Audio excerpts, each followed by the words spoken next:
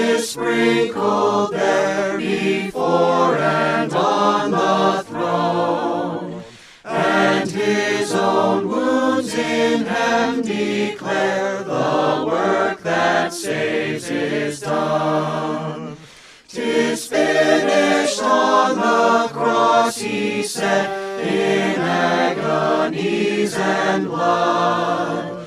'Tis finished, now he lives to plead before the face of God. 'Tis finished, here our souls can rest, his work can never fail.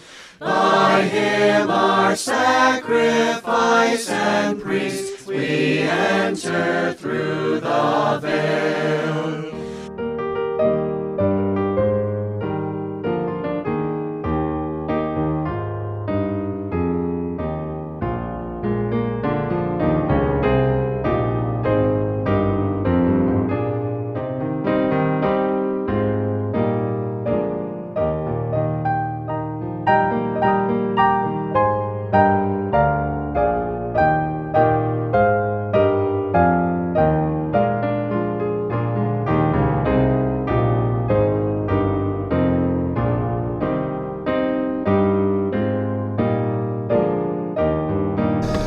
Well, it's good to be here with you again today, and we're going to continue the subject of hymns of our faith, this encore session, and we're going to look at hymn number 59 today.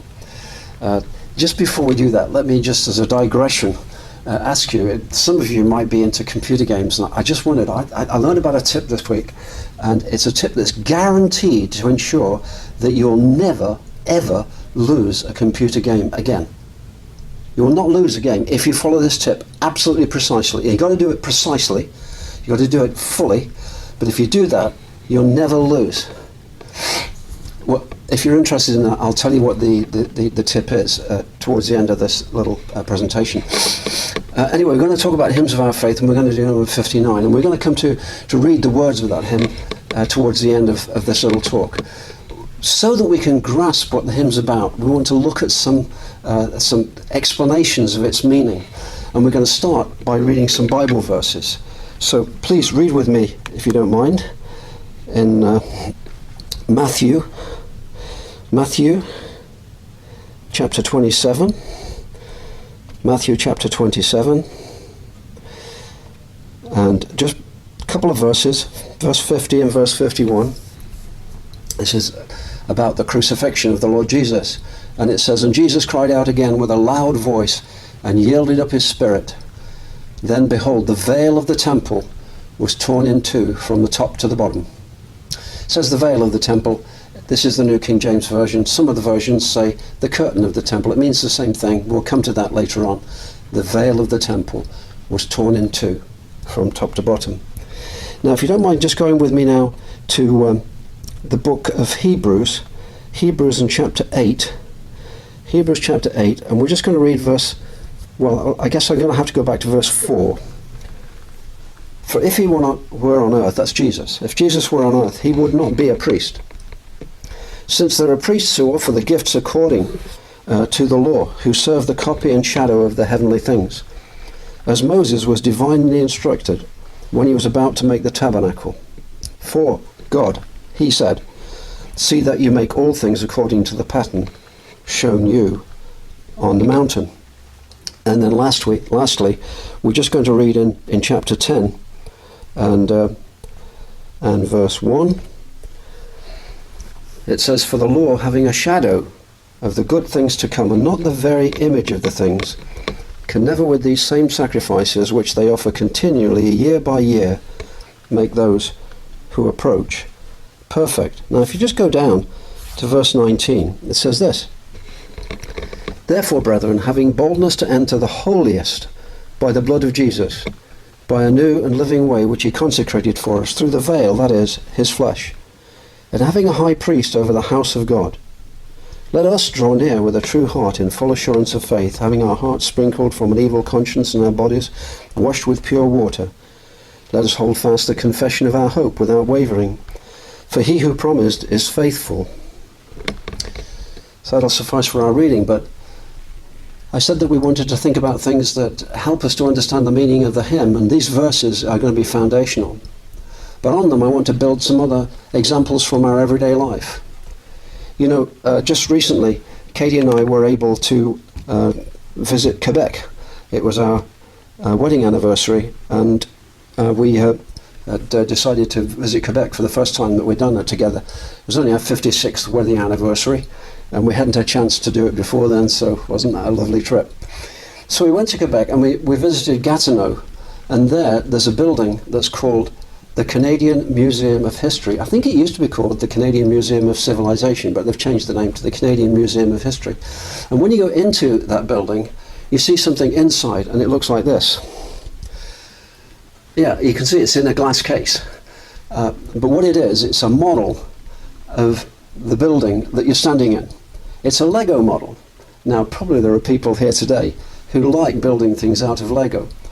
Or there are other people that are here today who find that very, very frustrating because it requires such attention to detail and such skill, really, that they don't tackle it too much. But you get the idea. This is what that building looks like from outside. And you say, yeah, you don't get the sense of proportion, do you, when you're looking at it in a showcase like this inside the building. But if you've approached the building, they'll understand that that's been done really, really well. This is, I don't know, hundreds of feet wide, this building, and it's a huge affair. But you don't get all of the picture of the size from the model, but you know, if you've approached the building, that it's a pretty accurate depiction of it. They've built it to scale. They've copied the original.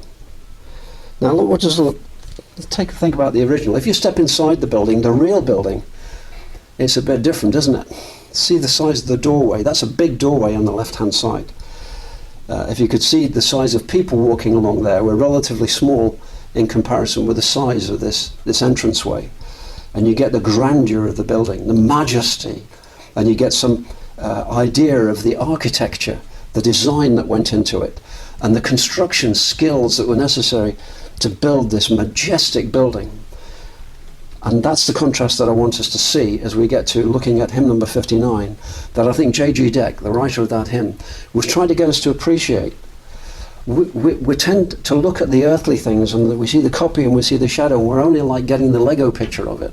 But what you've got to do is let your mind employ scripture to see what that copy on earth is telling you about the reality that really exists in heaven, always has existed in heaven.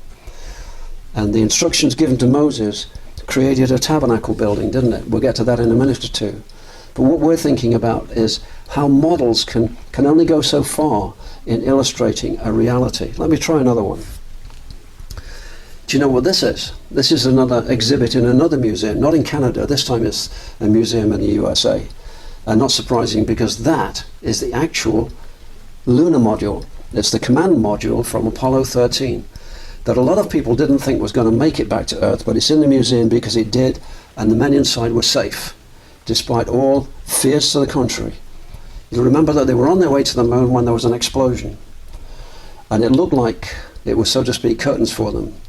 But in actual fact, they were enabled, by very careful execution of a plan, to go around the moon, use the gravity of the moon to hurl them back towards Earth with extra power and using less fuel than they would otherwise have needed, and they made it safely back to Earth. Why was that rescue plan possible? It was because this was not the only module.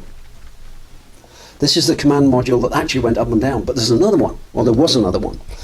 And it was accessible to the engineers and the scientists in NASA, and they could try things out on the exact replica of what was flying around in space, and ensure that what worked down here would therefore work when it was employed in the exact same thing in heaven, in the heavens.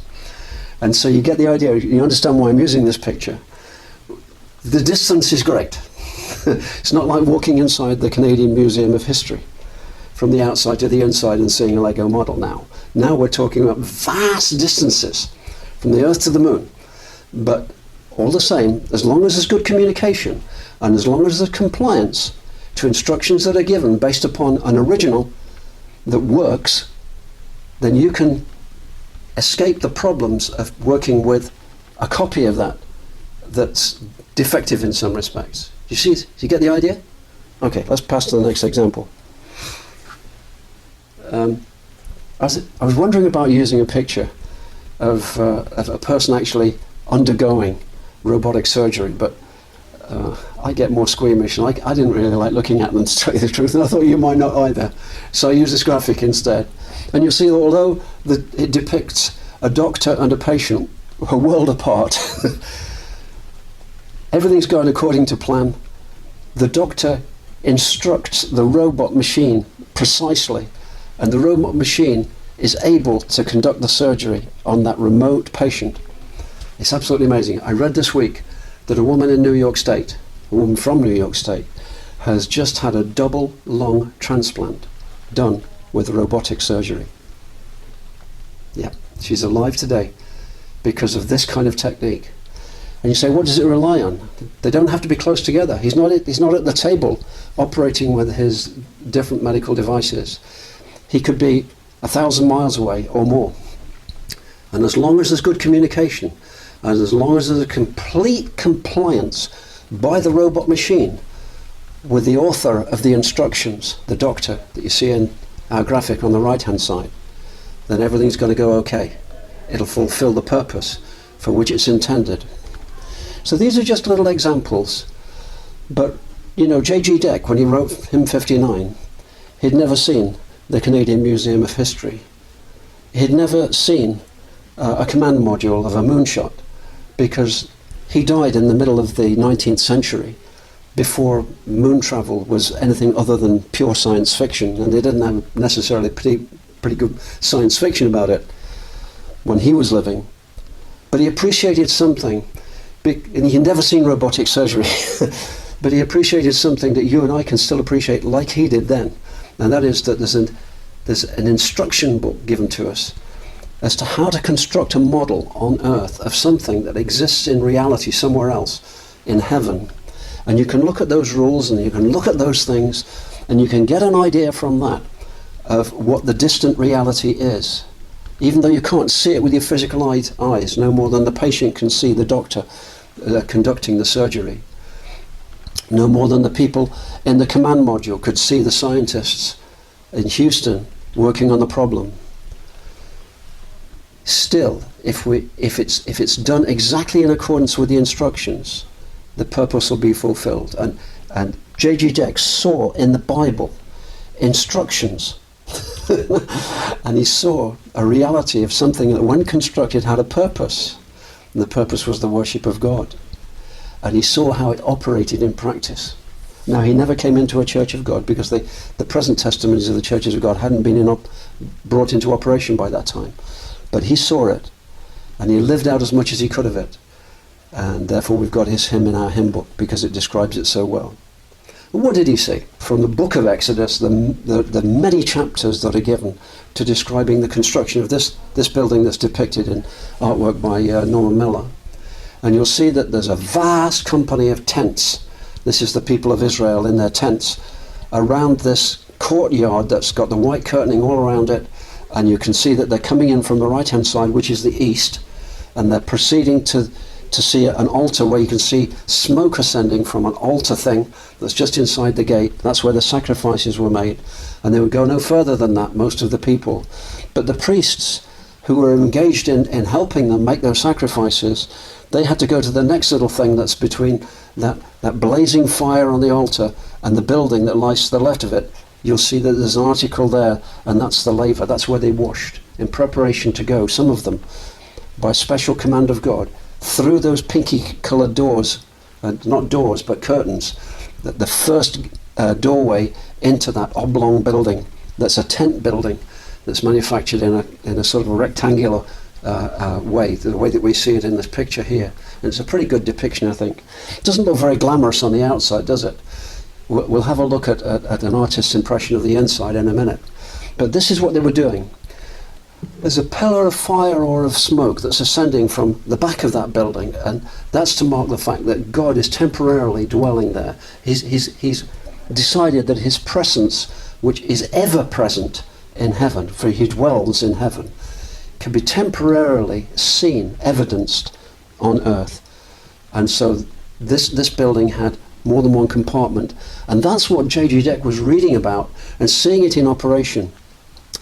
And this itself was just written down instructions implemented by Moses and the people that worked alongside him to construct this exactly according to the pattern that God had showed him when he was up in the mountain speaking with God about how the people were going to worship him in the wilderness. It was a mobile structure because they were wandering through the wilderness.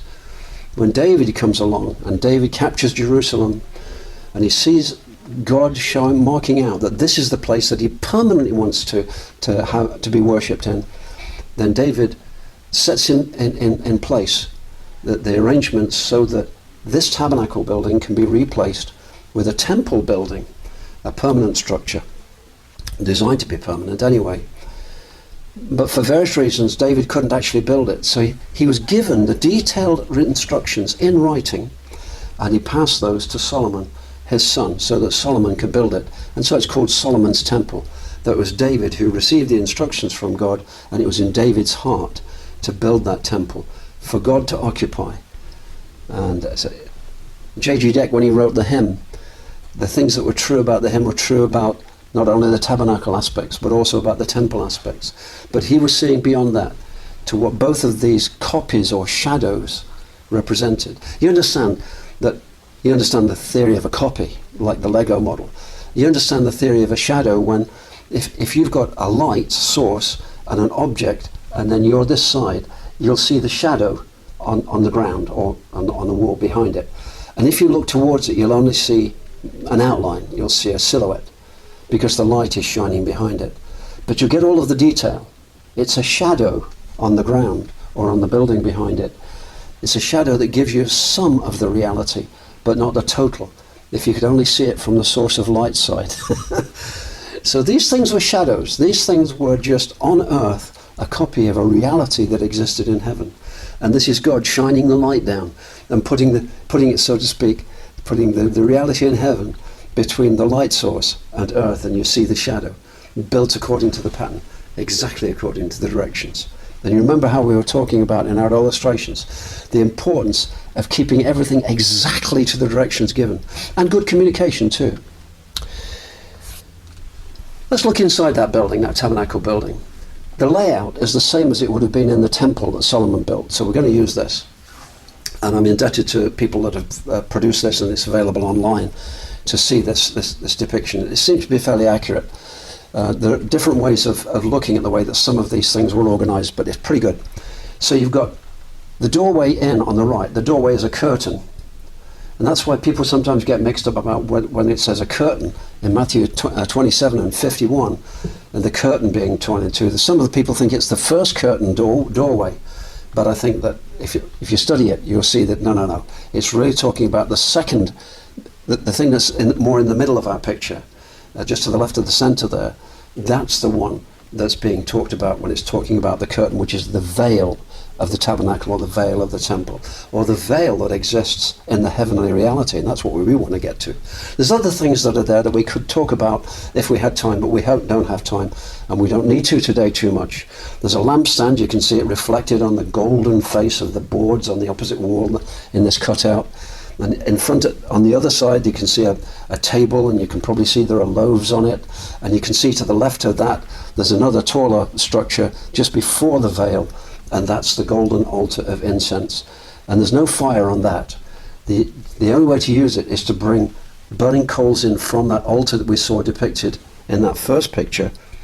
The first thing that you see when you go into that courtyard is the altar, and that's where the sacrifices were burned in their flames on the altar. And coals from that altar were taken inside, and incense was added to them from that altar of incense. And then once in a year, the priest, the high priest, not all of the priests could do this, just the high priest, went through that veil, parting the curtain of the veil, parting it so that he could go inside temporarily into this place where this other golden box is. And that golden box has got the tablet of the 10 Commands, the 10 words. That's in there at this time, in Exodus days. And on top of that golden box is a lid. And made out of one piece with the lid are two angels. I think that they're made too small on this picture. Certainly in the temple they were much, much bigger. But anyway, there were an angel on either end, and their wings touched in the middle. It's absolutely amazing. These were called cherubim. Pictures of them were embroidered into the veil in the middle. They're guardian angels, because that veil, it did two things.